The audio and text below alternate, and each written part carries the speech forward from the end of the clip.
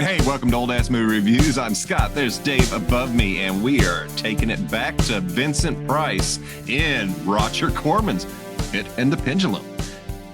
Dude. I forgot that it was a Roger Corman movie. I did too. I really did. I was like, oh crap, it's Corman. And then, I watched this movie and it's like, look at Edgar Allan Poe getting his M. Night Shyamalan on. Yeah, right. That's what's funny is I don't remember ever reading The Pit and the Pendulum. I barely remember. Same as you. I know I've read it, but I don't remember it. I'm sure I did. I read a lot of Poe. I love Poe. Right.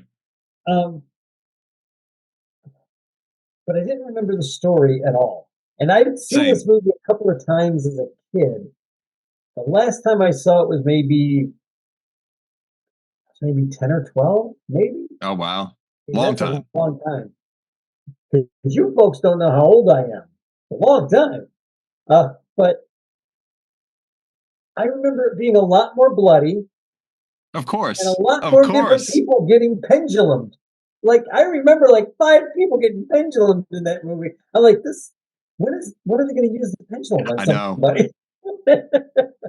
It's the power of the poster when you're a child and you see stuff like that with that big swinging pendulum, or you watch the trailer. Imagination really gets fired up watching this movie. You see, this is a good story. It is a messed up story. I like that I didn't remember it. Exactly. Because, well, folks, this is, if you're not familiar with the story of The Pit and the Pendulum, this deals with this man played by Vincent Price, whose wife dies, and her brother comes to investigate because he just feels something's not right. But go on. I think the brother just went there to visit his sister. Was it? He hadn't seen her, right?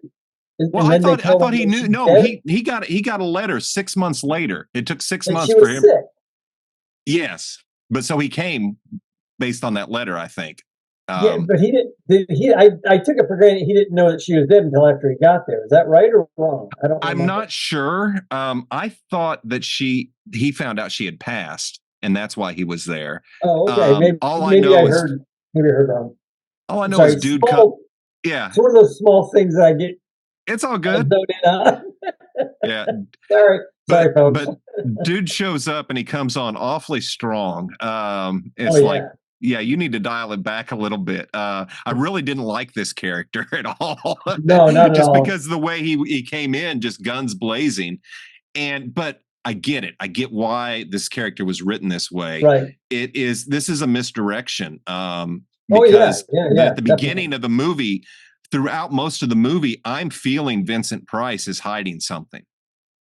I'm feeling his character is actually behind something. Right. But in fact, his character is the main victim of this entire show. And it is a good sleight of hand with the writer.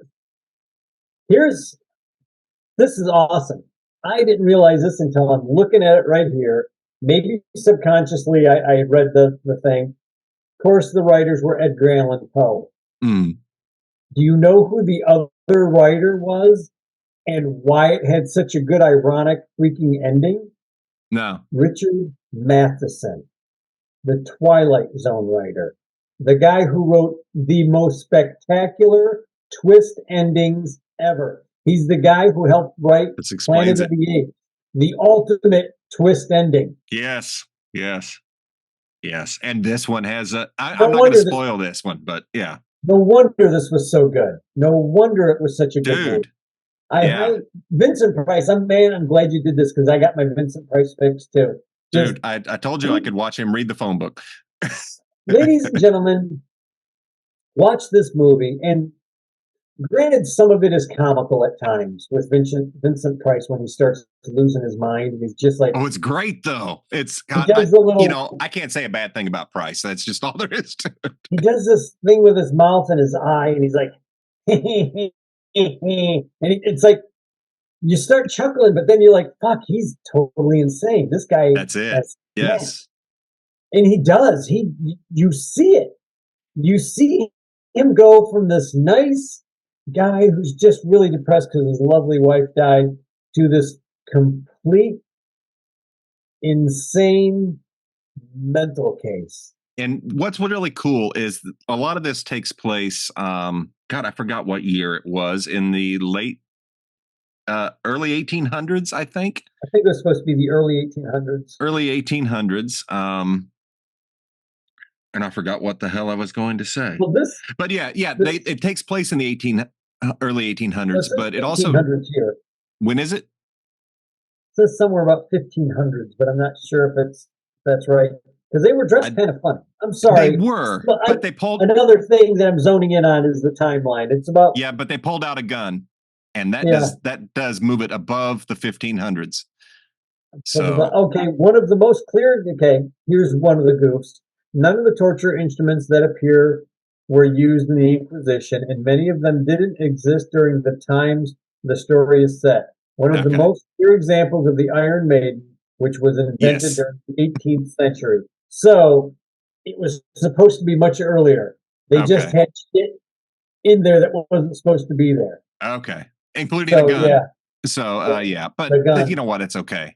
I thought I had read somewhere. The story is so good I didn't even notice. I'll be honest to God, I didn't even notice. Yeah. Okay. So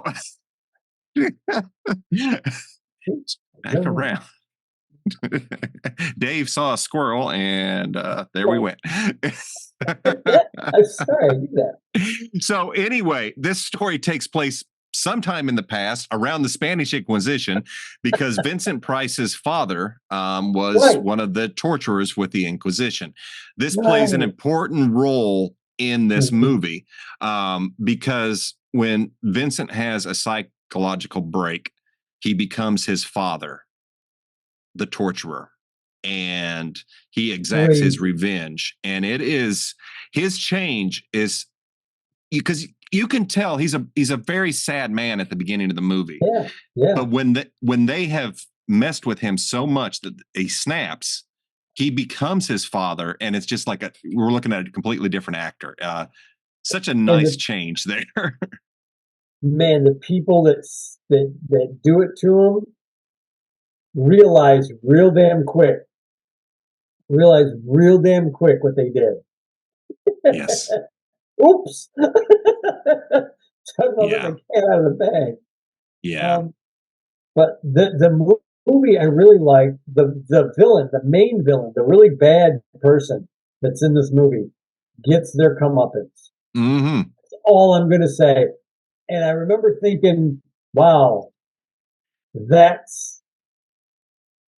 I should have realized that it was Matheson just from that ending. That ending, dude. Everything leading. Brilliant. What a great ending. Everything leading up to that. All the surprises that led up to that. And then to have that switch like that. And it's like, oh my God. Yeah. So this movie will mess with you. It will, you will be wrong unless you remember the story. Watch very closely at the end. Watch the end. Here's what's cool about this movie, and I just start laughing because one of the actors in this movie is not a good actor. John Carr. It's spelled Kerr, but I guess it's pronounced Carr. You had Vincent Price, who plays Nicholas Medina, Barbara Steele, who plays Elizabeth Bernard Medina, who is his wife that's dead, John Carr, who plays Francis Barnard, who is her brother. Luana Anders plays Catherine Medina. Anthony Carbone plays the doctor, Charles Leon. He's an okay actor. Patrick Westward plays Maximilian. That's the butler, manservant for Vincent Price. But John Carr, I've seen him in other stuff, and he is a little bit better in some other movies. But he's not a great actor in this. He's really not. And I realize they were probably on a really tight budget and really had Of course they were. You can only do one take, man. You got to nail it on one take. This guy is not a one take guy. And that's why we got some of the things that we did from his performances, because it probably was that way. It was budgetary. But the best thing about his acting or the revelation of his acting is go. I think we watched this on Tubi. I watched it on Tubi, I believe. Go to Tubi, go to the trailer. It tells you how to play the, go down and watch the trailer. And they talk about Vincent Price is an extraordinary acting. He's the most brilliant man since sliced bread. Barbara Steele, beautiful. She's gorgeous. She knows how to act. She's beautiful again. Luana Anders, she's gorgeous. Knows she's an actress from the fucking acting of actors. John Kerr did his best. And they don't say did his best, but that's the line that they use. That's the message you got. Yeah. Started laughing. We're like, he really stuck it in there. John Kerr. Wow. What a trooper. John Kerr knew how to read the lines. Showed up on time. Yeah, John Kerr made it to set sober. Knows where his spot is on the hit his mark. Memorized his lines. Overacted on cue. You haven't watched it yet, Scott. You got to do me a favor after we get done recording later on. Watch it and just tell me if that's not how it's you. That's why I texted you. I think I said you got to watch the guy. I never did watch it, but yeah. It's like they're praising all the other actors, and then John Kerr can repeat a line. John Kerr, he's okay. He's an actor. Couldn't find another guy. Yeah. He's all we had. Pretty much. John Kerr, the director's nephew. Wow. I need to make fun of the guy because he's an older guy now, but if you watch the movie, he's probably the weakest link, and he should have been one of the strongest links. Honestly, the character needs to be a lot stronger. And I think that's why I had issues with his character and his issue. It is just the way he delivered everything. He had the wrong emotion behind all of it, and it's like, man, you were begging to be punched in the fucking face. Well, when he was supposed to care about his sister and be heartbroken, it came across very much still like, isn't that nice weather out there? I'm very sad about my sister. Like, see him cry. yeah, John Kerr, see him cry. Kind of. I'm sad. Yes, look, I'm sad. Wow, say the line. Wow, we normally don't diss somebody this bad, and you know what? It's all in good fun. It's all in good fun. You can't watch this and think it's a great performance. Nothing personal, John. It just falls back. Somebody's going to go dig out some shit that I recorded and say, yeah, look at you, Scott. Yeah, you're right. You're right. And I'm going to agree. It's probably bad. Okay. And Dave was in those bushes shaking a motherfucker. Exactly. Exactly. It's probably really bad. And you're right. I'd be like, yeah, and I'm not an actor. Anyway, so I definitely highly recommend grabbing this, sit down, get you a bucket of popcorn.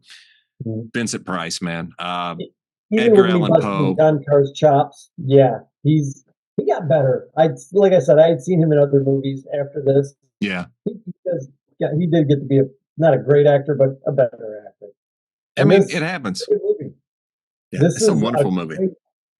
After you realize that it's Richard Matheson that wrote it, it's like, holy crap. It is a Twilight Zone episode. It is. It's Why very much. Did I not see this coming?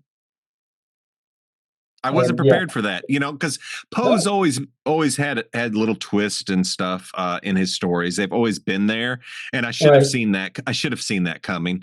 But wow, it was nice. Well, Corman never followed a Poe story. He went like if I went back and read. You'd be like, what the hell was this? I would be like, what the fuck was this guy? What the hell was Arthur Corman smoking? I don't care. It worked. They have the names right. Other than that, I don't know. Yeah, he had the names right. So I'm sure.